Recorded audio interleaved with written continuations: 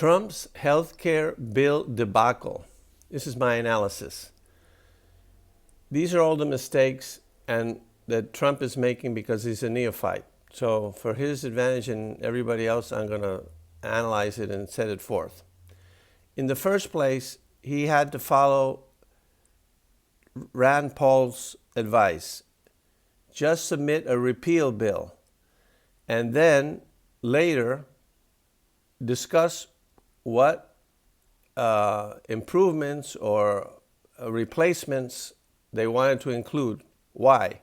Because as Rand Paul said, the Republicans don't all agree on the replacement part. They agree only on the repeal part. Now, Ryan claims now, at this stage, that he didn't just submit a repeal bill because he couldn't get the votes. That's nonsense. Why? Because the Republicans already approved and sent to the Senate a repeal bill many times. Now, it's possible that some of the people that voted for repeal when it didn't count would not vote for it when it did count. Then they would be the ones that would have to explain their change. And I doubt that they would have the guts to do so. So, he could have got a repeal.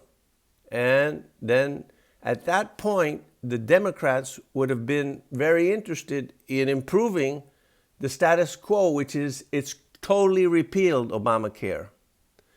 Then they would be interested in permitting insurance companies to sell across state lines, permitting people to bundle up in big groups to buy in bulk insurance policies.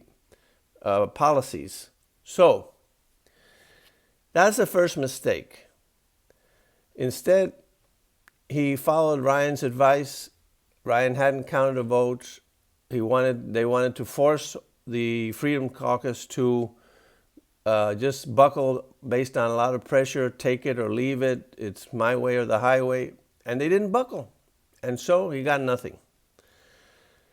The second big mistake that Trump is paying for being a neophyte is he doesn't understand the basic dynamics of Congress.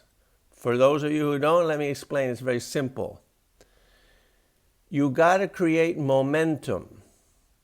Obama made the same mistake. He didn't create any congressional momentum. How do you create congressional momentum?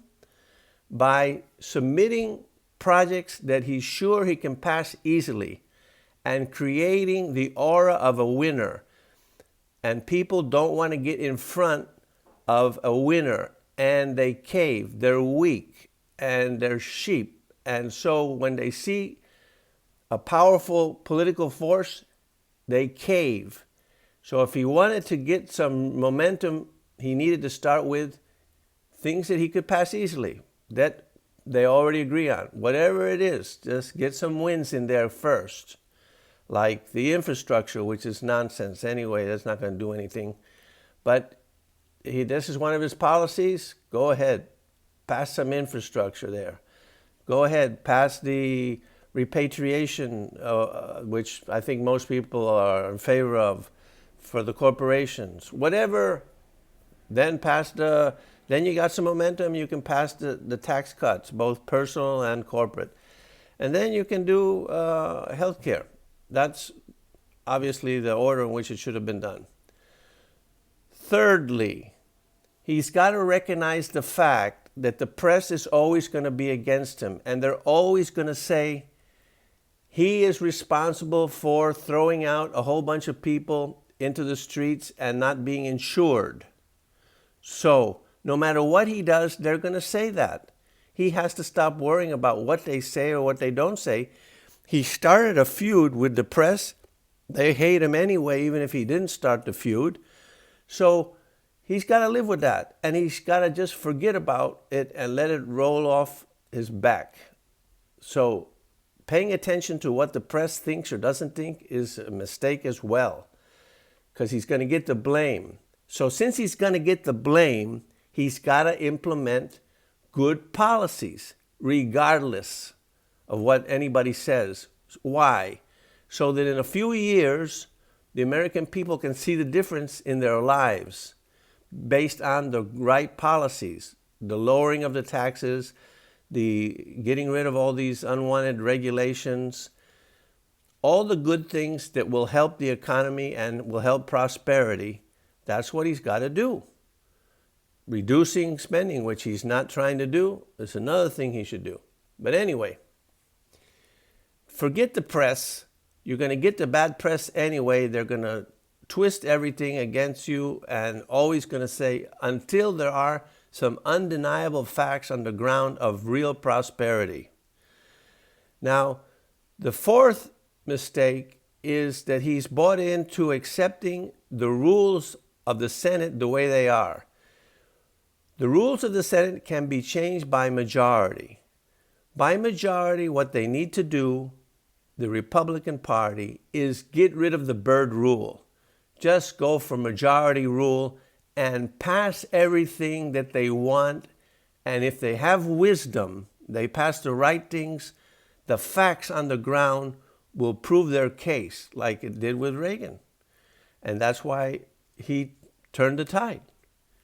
You could see a marginal difference between before and after Reagan in the economy, the growth. So if he did implement growth policies, he would have prosperity, and didn't matter how he got there, he has the facts on his side.